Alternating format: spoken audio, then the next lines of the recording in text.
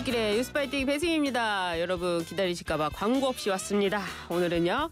이스라엘과 하마스 전쟁 오늘로 꼭 1년을 맞았는데요. 그 사이 전쟁이 잦아들기는커녕 이스라엘이 이란에 대한 공격을 예고하는 등 긴장감이 고조되고 있습니다. 꼬일 대로 꼬인 이 중동 정세, 박현도 서강대 유로메나 연구소 연결해 자세히 이야기 들어보도록 하겠습니다. 안녕하세요. 네, 안녕하십니까. 예, 네타냐후 이스라엘 총리가 이란의 미사일 공격에 대해 재보복하겠다라는 의지를 재차 밝혔습니다. 이스라엘이 언제 어떤 방식으로 이란에 재보복을 할지 이목이 집중되고 있는데요. 현재 상황 어떤 겁니까? 예, 일촉즉발의 상황입니다. 사실 굉장히 긴장하고 있는 상황인데요. 예. 보도에 따르면 7일이 위험한 날이라고 얘기를 많이 했고요. 예. 이란에서도 지금 국내 항공기의 움직임을 제재했다라는 얘기가 있는데요. 네. 이게 이스라엘 공격과 관계된 것인지 아니면 이란 자체 내 어떠한 군사적 움직임과 관계된 것인지 알려지지는 않고 있거든요. 예. 다만 지금 급하게 들어온 소식 하나를 따르면 아르메니아 쪽에서 감지를 했는데 이란 쪽에서 큰 지진 같은 게 있었다 그러는데 예. 이게 일반 지진 같지는 않고요. 예. 무슨 폭발과 관계된 그래서 일각에서는 핵 실험이 아니냐, 실험이 아니냐 그런 얘기가 나와서 지금 확인 중인데 예, 그런 급보가 좀 들어와 있습니다. 지금 상당히 상황이 심각하다 이렇게 보이는데요. 네네. 예, 이란이 그럼 핵실험을 했다고 보시는 겁니까, 교수님께서요? 아니요, 그거 잘 모릅니다. 그러니까 지진파를 받았는데 네. 그게 인공 지진일 것 같다라는 이야기가 있는데 확실하지는 않고요. 예. 그래서 일각에서는 실험이냐 아니면 어떤 폭탄 다른 거를 실험을 했느냐 그런 얘기도 있는데 아직까지 모든 게 불확실한 상황이고 아르메니아 쪽에서 이거 좀 확인했다라는 얘기만 들었습니다. 그래요. 근데 이스라엘은요, 이란의 네. 군사 시설은 물론이고 석유 시설이나 핵시설 공격까지 염두인 것으로 전해졌거든요. 네네. 미국은 이란의 핵시설 공격에는 반대하고 있는데 이스라엘이 어떻게 보복을 할까요? 미국이 반대하면 사실 하기가 좀 어려운 상황이 미국이 도와줘야 되거든요. 벙커버스터가 필요합니다. 왜냐하면 지하 깊숙한 곳에, 산악 깊숙한 곳에 있기 때문에 네. 미국이 무기를 준다면 가능하죠. 예를 들면 하산 나스랄라를 폭사시켰던 그 폭탄이 벙커버스터거든요. 예. 지하 18m를 뚫어서 내려갔던 그 미국에서 준 거거든요. 근데 그보다 더 깊게 들어가는 게 있어야 됩니다. 그렇군요. 네, 그래서 미국이 준다면은 할 수 있겠지만 주지 않으면은 할 수 있겠느냐라는 회의적인 시각이 있고요. 예. 또 한쪽에서는 이건 미국 쪽에서도 나온 얘기인데요. 미국에서는 또 이번 기회에 차라리 이스라엘에게 우리가 못하는 거 이스라엘에게 해서 핵 시설을 좀 파괴하는 게 어떻겠냐라는 의견들도 있습니다. 그렇기 때문에 미국이 전적으로 반대한다고 보기도 어려울 것 같습니다. 그렇다면 미국이 허락하면 이스라엘이 핵 시설을 공격하게 되는 걸 수도 있네요. 미국이 허락하지 않더라도 이스라엘이 폭탄이 있다면 할 거예요. 그래요. 네. 그러니까 이스라엘은 미국에 이거 우리가 할 테니까 어떻게 생각하냐 이렇게 물어보고 하는 나라는 아니거든요. 예. 81년에 이라크의 핵시설을 때릴 때도 미국이 얘기하지 않고 공격을 해서 무너뜨린 다음에 얘기를 했고요. 예. 2007년 시리아의 그 원자로 그것도 역시 마찬가지로 미국이 알리지 않고 했거든요. 예. 그러니까 이스라엘은 자국의 실존에 위협이 된다는 게 만약에 이란에 있다. 그리고 정말 이거는 이번에 제거를 해야겠다 그러면은 미국이 알리지 않고 할 겁니다. 다만 폭탄이 있느냐 없느냐 그 차이만 있을 뿐입니다. 그렇군요. 사실 이스라엘이 이렇게 보복을 하는 게 굉장히 피해 규모가 상당하기 때문이라고 보이는데요. 이란이 네네. 이스라엘을 향해서 미사일 200발 정도를 발사했는데 이 가운데 30발 이상이 방공망을 뚫고 군사시설을 타격한 것으로 알려졌습니다. 이스라엘의 실제 피해 규모는 어떻습니까? 사실은 양쪽 다 밝히기 전에 알기 어려운 거거든요. 예. 그래서 시간이 지나면서 이스라엘도 그걸 얘기를 하고 있고요. 저는 피해 상황을 얘기하는 게 조금 더 이상하다는 느낌이 들어요. 왜요? 피해 상황을 얘기한다는 얘기는 보복을 해야 된다는 얘기잖아요. 보복을 염두에 두고. 네, 왜냐하면 보복을 좀 약하게 하려면 피해가 없다. 그렇죠. 가벼웠다라고 얘기를 해야지만이 말이 되거든요. 예. 그런데 지난 4월 공격과는 달리 지금 피해 상황 오히려 얘기를 하고 있거든요. 뚫었다라는 얘기를 하고 있는 게 이건 결국엔 우리도 할 수밖에 없다라는 얘기가 될 것 같고요. 1대1 비례 원칙에 따른 보복을 항상 미국이 얘기를 해왔거든요. 그렇죠. 그러니까 이스라엘도 1대1 보복을 한다. 그러면 1대1 보복인데 핵시설과 석유시설을 왜 그럼 얘기하느냐. 예. 그쪽으로 이란이 성공을 하든 하지 않았든 그쪽으로 미사일을 날렸을 가능성이 있죠. 아, 그렇군요. 네. 그런데 지금 한 가지 나오는 거는 처음부터 나왔던 건 아슈켈론이라는 곳에 가스전이 있거든요. 예. 해변 바다 쪽으로요. 근데 그게 그 불길에 휩싸였어요. 그래서 예. 그걸 동영상 같은 데서 보면은 이란이 쏜 미사일에 유전 시설이 맞았다고 얘기를 하고 있거든요. 예, 그렇습니다. 가스전이요. 예. 그래서 이제 뭐 석유전은 그래서 때린다라는 건 알겠는데 또 일각에서는 이스라엘의 핵시설 쪽으로 미사일도 날라왔다라는 얘기가 있어요. 아. 근데 그게 뭐 맞았다는 얘기는 아니고요. 예. 그래서 거기에 대해서 분명히 이란이 핵시설을 겨냥했을 것이다라는 그러한 추측이 가능하고요. 그렇게 된다면은 이스라엘도 똑같이 1대1로 비교한다면 비슷한 것을 때릴 가능성이 있는 거죠. 아, 그렇군요. 앞서서 그 석유 말씀을 하셨는데 네. 이란이 하루에 약 300만 배럴, 세계 공급량의 3%가량의 석유를 생산하고 있지 않습니까? 네네. 이렇게 되면 국제 유가가 상승하게 될 것 같은데 어떻게 보십니까? 사실은 이란이 계속적으로 제재를 받았기 때문에 이게 정상적으로 유통될 수 있는 건 아니고 다 그렇죠. 블랙 예. 마켓으로 가는 거잖아요. 예. 예, 뭐 그 유가보다 훨씬 더 낮게 파는 건데 그런데 어쨌든 간에 이란은 세계 석유 매장량에서 어마어마한 나라지 않습니까? 그렇죠. 예, 가스도 그렇고요. 근데 유가 상승이 오를 수밖에 없죠. 뭐 시장이라는 거는 항상 예. 그 심리로 움직이는 거기 때문에 예. 특히 이란이 다들 뭐 아직까지 한 번도 그런 적은 없습니다만 호르무즈 해협의 안전에 대해서 항상 얘기를 하잖아요. 그렇죠. 예. 네, 호르무즈 해협을 뭐 조금이라도 심하게 뭐 배를 감시를 하겠다 이런 식으로만 나와도 그렇죠. 유가에 유가가. 영향을 주거든요. 예. 그런데 만약에 이란의 석유 시설을 타격한다. 그러면 당연히 오를 수밖에 없겠죠. 아, 그렇군요. 이 네네. 마크롱 프랑스 대통령은요, 이스라엘에 무기 공급을 중단해야 된다라고 하면서 네타냐후 총리는 이와 관련해 부끄러운 일이라고 비난을 했습니다. 이스라엘 지원에 대한 서방의 분위기가 좀 바뀌는 걸까요? 일단 유럽 쪽에서는 어쩔 수 없이 이스라엘 편을 들어줬었는데 네. 가자 지역이 너무 오래 지속이 되고 인도적 사태가 나니까 영국에서부터 이제 이스라엘에 대해서 볼멘소리를 하기 시작했거든요. 예. 그런데 프랑스 같은 경우에는 무기 중단을 해야 된다고 얘기하는 것 중에서도 프랑스가 가장 그 국가적으로 관심을 많이 가지고 있는 나라는 레바논입니다. 아, 레바논은 그래요? 프랑스가 지배를 했던 곳이잖아요. 예, 예. 그러니까 레바논이 지금 관련돼 있으니까 프랑스가 좀 더 적극적으로 나오거든요. 예. 아, 그렇군요. 예, 서방 분위기가 완전히 바뀌지는 않고요. 결국에는 유럽이 이스라엘을 막기는 어려울 겁니다. 어차피 무기는 미국에서 주니까요. 그래서 미국의 얘기는 하고 있지만 뭐 프랑스 마크롱 대통령이 아무리 말한다 하더라도 네. 미국에서 이스라엘에 무기를 준다면 뭐 막을 방법은 없죠. 그렇군요. 이 네. 아랍 쪽에 대해서 강경한 자세를 보이고 있는 이 네타냐후 총리에 대해서는 어느 정도 강경한 입장일까요? 글쎄요, 말로는 다 강경하죠. 예. 그리고 사법재판소에도 올라가 있고요. 예. 그러나 일단 유럽 국가들이 영향력이 없어요. 네, 영향력이 전쟁에서는. 없고, 예. 네, 이스라엘을 막을 수 있는 힘도 없고요. 예. 예. 그래서 미국에 대한 얘기일 텐데 미국이 마크롱 대통령 말을 쉽게 들어줄 것 같지는 않습니다. 지금까지 해온 거 보면은 뭐 그 무기를 안 주려면 진작 안 줬겠죠. 그러게요. 굳이 지금까지 질질 끌면서 안 줄 리는 없지 않습니까? 아, 그렇군요. 예. 이란은 하마스와 헤즈볼라 등을 지원하면서 이스라엘과 사실상 뭐 그림자 전쟁을 벌였다 이런 평가를 받는데요. 네네. 이제 이란과 이스라엘의 전면전 가능성도 나타나는 겁니까? 이건 이스라엘에 달려 있는데요. 예. 이스라엘 이름의 보복 공격을 얼마큼 할 것인가가 문제고요. 예. 보복 공격을 했다 하더라도 이란이 참으면 되거든요. 아, 예. 근데 얼마큼 참을 수 있느냐. 이게 문제입니다. 이란이 사실은 참을까요? 예. 만약에 그 강도가 넘어갔다 그러면 참지 못할 겁니다. 계속적으로 지금 공격을 하지 못하도록 우리는 반드시 보복하겠다 얘기를 하고 있잖아요. 예. 그래서 동시에 우리는 보복을 얘기하지 확전을 얘기하지 않는다고 항상 얘기를 하고 있거든요. 그런데 이스라엘은 이란이 링 위로 올라오길 바래요. 아, 그래요?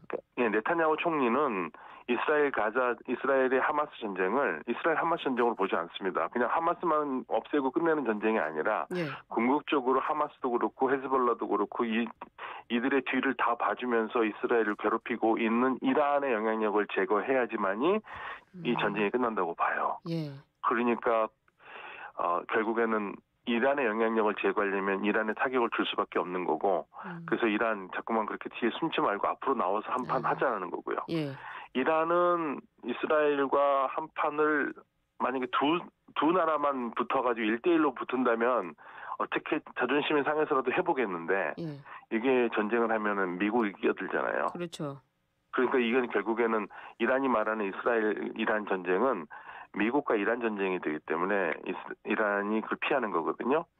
그래서 이번 상황은 이스라엘은 분명히 때릴 텐데 예. 어느 정도 때릴 것이냐 그리고 이란이 그걸 막고 참을 수 있을 것이냐가 전면전 아니냐 가능성이 있는데 근데 사실은 전면전을 한다 하면은 이란이 수세에 몰릴 가능성이 굉장히 커요. 방공망이 약하거든요. 공군력이 약하고요. 그렇군요. 만약에 바로 붙어 있는 나라에 가지고 지상군을 투입할 수 있다면은 이란이 뭐 유리하겠지만 뭐 지상군을 보내기엔 너무 먼 나라고 결국에는 공중전을 해야 되는 상황이거든요. 예. 그런데 이스라엘의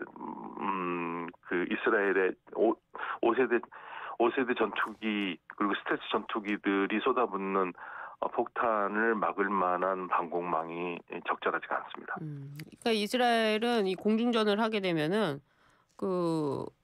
뭐라고 할까요? 이 추격기 그런 네. 네네.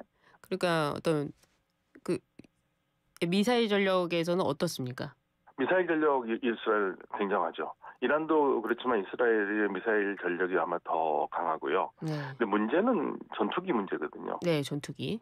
이스라엘은 전투기가 최첨단으로 가지고 있어요. 우리와 똑같이 F-35도 있고요, F-15도 있고 F-16도 다 있는데 이란은 가지고 있는 비행기가 4.5세대도 없습니다. 그래서 항상 러시아에 4.5세대인 수호의 35를 달라고 계속 얘기를 하고 있는 거고요. 근데 지금 아직까지 지금 이란에 도입되지는 않았거든요. 그렇군요. 그리고 방공망도 S-400 정도는 들어와야지 어떻게 할 텐데 지금 S-300 정도밖에 없고요. 예. 그러니까 방공망이나 공군력이 압도적으로 이스라엘에게 밀립니다. 이게 이제 이란이 가지고 있는 가장 큰 문제죠. 그러니까 만약에 이스라엘이 이란을 어느 정도 친다고 하더라도 네. 이란 입장에서는 네. 본인들의 이런 전투력이 없는데 여기서 네. 이 이스라엘 전쟁은 미국과 이란 전쟁이라고 말씀을 하셨잖아요. 네네. 아무리 이스라엘이 세게 때린다고 하더라도 이란에서는 다시 보복할 가능성은 없는 거 아닙니까? 만약에 전면전을 각오한다면 할 수 있겠죠. 그런데 미사일이 많이 있으니까요. 미사일. 이스라엘에 정확하게 꽂힐 수 있는 극초음속이죠. 네. 초음속은 슈퍼소닉이고 그거보다 더 빠른 극초음속 하이퍼소닉 미사일이 있거든요. 그러니까 이스라엘을 때리는 거는 문제는 아니에요. 그런데 때린다면 미국이 참전을 할 거니까. 그러면 그러니까요. 미국의 전략 자원과 상대해야 되니까 그게 버거운 거죠. 이스라엘은 사실 방공망이 좀 흔들리는 모습을 보이지 않았습니까? 네네. 예, 이스라엘의 방공망을 믿을 만한 거야 아직도? 여전히 강하다고 봐야 됩니까? 아니요, 이스라엘의 방공망은 미국이나 영국, 프랑스, 독일 이런 국가들이 도와주지 않으면은 이란에서 날아오는 미사일을 다 막을 수가 없습니다. 그렇군요. 그래서 네. 이란이 미사일을 계속 쏘는군요. 그렇죠. 4월 달만 해도요. 예. 이란이 350기 정도의 순항미사일, 탄도미사일 드론을 날렸는데 난리 났죠. 50% 이상을 미국이 막았어요. 그래요. 네, 그 이스라엘이 막은 게 아닙니다. 이스라엘이 100% 못 막습니다. 그렇기 때문에 예. 이스라엘도 피해가 막강하죠. 이란이 만약에 슈퍼소닉, 하이퍼소닉 미사일을 제대로 조준해서 쏜다면요. 지금은 사실은 이스라엘 쪽에 쏜 거는 네. 정확하게 때리는 게 아니라 아주 근사치로 맞춰놓고 네. 우리 할 수 있으니까 더 이상 하지 말아라라고 경고성을 날린 거거든요. 그렇군요. 네. 이스라엘이 이란에 대한 재보복을 예고한 가운데 이란 혁명수비대 정예부대 사령관의 행방이 좀 묘연한 상태입니다. 네네. 예, 어디로 갔을까요?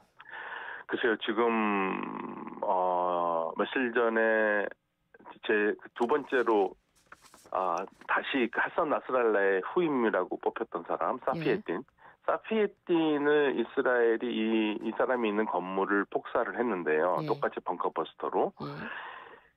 그래서 사피에틴은 지금 이스라엘 쪽에서는 살았다고 생각하지 말으라고 얘기를 하고 있거든요. 네. 그런데 그 자리에 같이 있었다라는 얘기가 있어요. 그렇다면 예. 그렇다면은 세상을 떠났을 가능성이 굉장히 크죠. 근데 미국 이란 쪽에서는 아니라고 부인하고 있는데 아무래도 지금 실종이 오래된 상황인 거 보면은 그렇죠. 예, 사망한 게 아닌가라는 추측은 됩니다만 아직 공식 확인을 하지 못하고 있습니다. 이란 혁명 수비대 입장에서도 굉장히 이른 거 아닙니까? 그렇게 되면은. 당황스럽죠. 예. 그런데 혁명수비대 사령관이 사라졌다고 그래가지고 뭐 혁명수비대가 다 전체적으로 들썩거릴 수 있는 건 아니거든요. 근데 좀 더 사실 이번에 간이 정확하면 혁명수비대의 그 해외 공작을 담당하고 있는 고두스군 사령관이거든요. 예. 근데 뭐 이 전임자였던 솔레이마니는 미국 트럼프 대통령이 이라크에서 드론으로 죽였거든요. 예. 그럴 때 솔레이마니 같은 더 비중이 있는 인물이 세상을 떠났어도 그다음에 후임자가 있었듯이 가니에가 죽었더라도 후임자는 있기 때문에 예. 그게 뭐 대단히 전선을 흔들릴 수 있는 그런 상황은 아닙니다. 그래요. 이스라엘이 그 무선 호출기 3,000대를 폭파시킨 데 이어서 헤즈볼라 수장사나 나스랄라를 공습으로 제거했다고 하는데요. 네. 이 헤즈볼라 조직력에 타격은 없을까요? 상층분 타격이 분명히 있을 겁니다. 근데 헤즈볼라가 하산 나스랄라가 상전에 밝혔을 듯이 헤즈볼라가 병력이 10만 명이거든요. 예. 그러니까 중간 간부급은 살아 있을 거란 말입니다. 그렇기 때문에 헤즈볼라의 지도부가 죽었다고 해서 헤즈볼라가 완전히 괴멸되는 건 아니고 다만 상당한 충격은 받았을 거예요. 왜냐하면 삐삐 3,000명 정도가 큰 부상을 입거나 사실상 전투에 나갈 수 없는 상황이 되니까요. 그래서 충격은 크지만 그래도 중간 간부라든지 하급 간부들은 살아있고 병력은 있기 때문에 언제든지 다시 결합할 수 있는 거기 때문에 헤즈볼라의 위협이 사라졌다고 말하기는 어렵습니다. 그렇군요. 좀 우리나라 빗대서 좀 여쭤보고 싶은 게 있는데요. 얼마 전에 국군의 날 국군 시가 행진을 하지 않았습니까? 네네. 사실 이런 시가 행진에서 보여주는 무기들이 상대국들 그리고 전 세계에 보여주는 거 아니겠습니까? 그렇죠. 이런 것이 전쟁 예방의 효과도 있는 걸까요? 아무래도 이제 위험요건 되죠. 예. 위험요건 되기 때문에 뭐 국군의 날 행사하는 거 가지고 뭐 잘했다 못했다 할 필요는 없는데요. 네. 우리의 막강한 무기가 있다라는 것은 우리의 가장 적을 보여주는 적은 북한이니까. 네. 북한에서 보였을 때는 상당히 위축이 될 가능성이 굉장히 크죠. 그렇군요. 예, 그런 심리적 효과는 있다고 봅니다. 네. 이 이스라엘 관련해서 지금 하마스와 헤즈볼라에 이어 예멘 후틴 반군으로 전선을 확대하면서 다면 전쟁을 벌이고 있는데 이런 상황에 대한 부담이 없을까요? 당연히 부담이 있죠. 예. 근데 부담이 있지만 할 수밖에 없다고 생각하고 있는 게 다시 말씀드리지만 지금 이스라엘이 다면적으로 공격하려는 게 전부 다 이란의 영향력이 있는 지역이 있거든요. 네. 그러니까 그들을 제거하지 않고서는 이스라엘이 안전이 없다는 거죠. 그런데 문제는 이 전쟁을 이스라엘 총리가 말했듯이 7개의 전선에서 싸우는 전쟁을 이스라엘이 얼만큼 할 수 있을 것인가. 그러게요. 꼭 이게 전쟁을 하면서 하는 게 맞을 것인가. 외교적으로 풀 수 있는 문제들이 있거든요. 네. 근데 그거는 완전히 다 차치해버리고 뭐 축구로 치면 닥치고 공격하다. 닥공이거든요. 네. 닥공도 오래 하다 보면 힘이 빠집니다. 그러니까 이거는 지금 이스라엘 네타냐후 총리가 어떤 면에서는 국가 안보를 걸고 도박을 하는 셈이기 때문에 좀 더 온건한 측면을 이야기를 하는 게 낫지 않겠느냐. 예를 들면 팔레스타인 문제 해결이라는 것을 먼저 하면 즉 팔레스타인 문제를 해결하면 이건 다 자살할 수 있는 문제거든요. 근데 팔레스타인 문제는 해결하지 않겠다고 하면서 팔레스타인 문제보다 더 중요한 거 팔레스타인 문제가 더 이상 나오지 않도록 모든 거를 먼저 막겠다고 그러는데 저는 순서가 좀 잘못됐다고 봅니다. 그렇군요. 어쨌거나 이 중동 전쟁에 대한 우려가 커지고 있는데 우리나라에는 어떤 영향을 미칠까요? 사실은 미국, 이란과 이스라엘이 확전만 되지 않으면 우리한테는 지금은 우리가 전부 다 통제할 수 있는 상황이거든요. 예. 그런데 확전이 된다. 그러면 이거는 우리 정부뿐만 아니라 전 세계 어느 정부도 막을 수가 없어요.